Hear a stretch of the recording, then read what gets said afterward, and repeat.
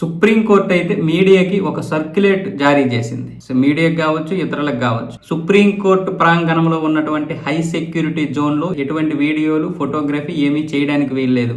సెల్ఫీలు తీసుకోవడానికి వీల్లేదు, ఫోటోలు తీసుకోవడానికి వీల్లేదు, వీడియోలు షూట్ చేయడానికి లేదు, ఏమీ లేదు. సెల్ఫీ స్టిక్లు కూడా తీసుకురావడానికి వీల్లేదు. కెమెరా ట్రైపాడ్స్ గానీ, కెమెరాలు గానీ అలాంటివి తీసుకురావడానికి వీల్లేదు. ఏవైతే భద్రతా ప్రమాణాలకు కొన్నింటిని నియమించారో అక్కడ మాత్రమే వీడియోలు, ఫోటోగ్రఫీ తీసుకోవాలి. హై సెక్యూరిటీ జోన్ లో భద్రతా సిబ్బందికి పూర్తి అథారిటీ అయితే ఉంటుంది.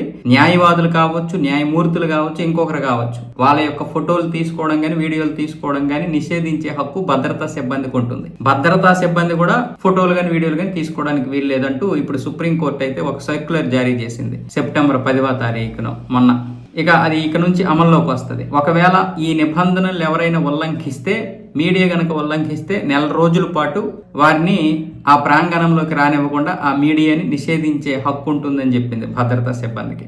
న్యాయవాదులు అలాగే మరికొంతమంది అఫీసర్స్ ఎవరైనా సరే ఇలాంటి వాటిని ఉల్లంఘిస్తే వారికి బార్ కౌన్సిల్ లేదా రాష్ట్ర బార్ కౌన్సిల్ తగిన శిక్ష వేయాల్సిందిగా సుప్రీంకోర్టు అయితే ఆదేశాలు జారీ చేసింది.